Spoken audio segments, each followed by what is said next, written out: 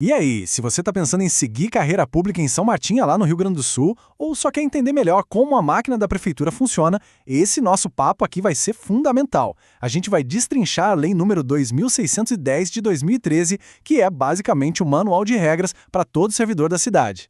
Beleza, vamos lá. Uma lei como essa pode parecer um bicho de 7 cabeças à primeira vista, né? Mas, na real, ela desenha um mapa completo da jornada de um servidor, desde o primeiríssimo passo até a rotina do dia a dia. É a base de tudo, e a gente vai explorar os pontos mais importantes de um jeito bem claro e direto. Para ficar mais fácil de entender, a gente vai seguir direitinho a trilha de um servidor. Vamos começar com o básico do básico, depois vemos como se entra, passamos pela fase de avaliação e, por fim, damos uma olhada em como é a rotina de trabalho e o salário. Preparado? Então, bora! Então, para começar, vamos alinhar os ponteiros, né? Entender os conceitos fundamentais. O que a lei quer dizer quando fala em servidor e cargo público? Parece simples, mas a definição da lei é super precisa e é o ponto de partida para todo o resto. Olha, a definição aqui é preto no branco. Segundo o artigo 2º, servidor público é a pessoa que ocupa legalmente um cargo público.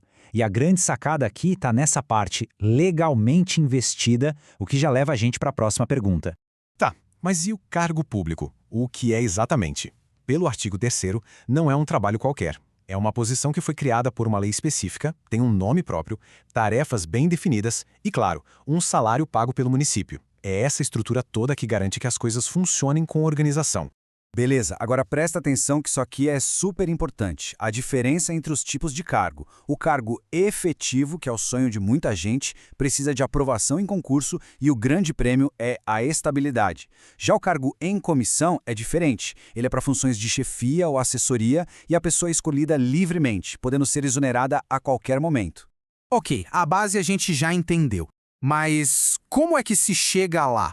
Como alguém vira de fato um servidor? Bora para o próximo passo, então, e ver como funciona esse processo de investidura, que nada mais é do que a ocupação do cargo. E aqui está o pulo do gato. Para cargos efetivos, a regra é claríssima. O artigo 4º diz que tudo depende da aprovação em um concurso público. É esse processo que coloca todo mundo no mesmo barco, sabe? Garante a igualdade de oportunidades e seleciona quem está mais preparado. Mas não é só passar na prova, não. Tem uns pré-requisitos básicos que estão lá no artigo 7º. São condições que todo mundo precisa cumprir, tipo ter pelo menos 18 anos, estar em dia com as obrigações militares e eleitorais e, claro, estar com a saúde física e mental em dia, o que é checado por uma inspeção oficial. Ufa, passou no concurso, cumpriu todos os requisitos. E agora? A jornada continua com as etapas burocráticas que são cruciais. É nesse momento que o aprovado no papel vira um servidor de verdade, com vínculo oficial com a prefeitura. Pensa nesse processo como se fossem 3 degraus essenciais. Primeiro, a nomeação, que é a convocação oficial. Depois vem a posse, que é quando você aceita formalmente o cargo.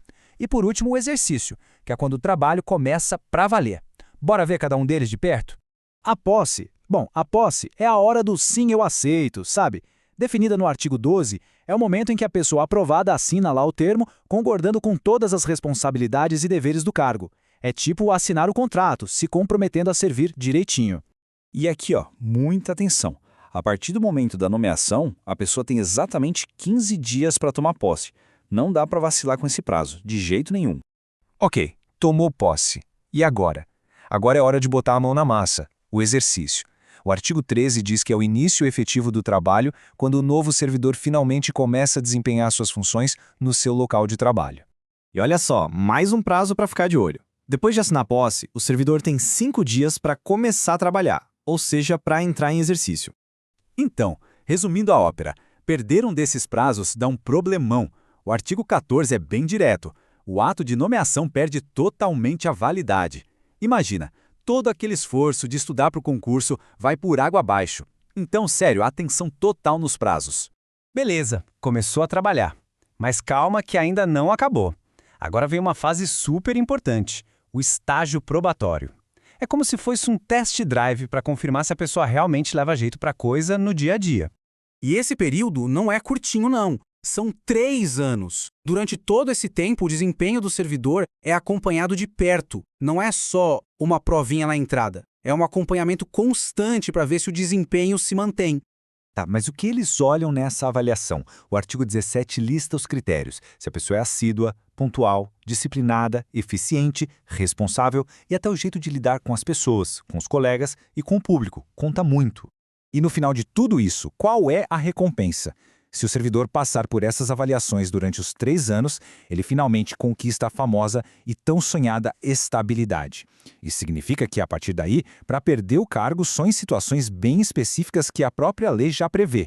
E a gente está chegando na reta final do nosso papo. Agora vamos falar do que acontece no dia a dia mesmo.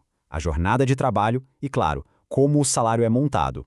A lei, lá no artigo 47, define a carga horária. A regra geral é aquela que a gente já conhece bem. Até 8 horas por dia, fechando um total de até 44 horas na semana. Sem muita surpresa aqui. E a grana? Como funciona? Olha, essa parte é super importante. É quase uma dica de ouro. É essencial saber a diferença entre 3 palavrinhas.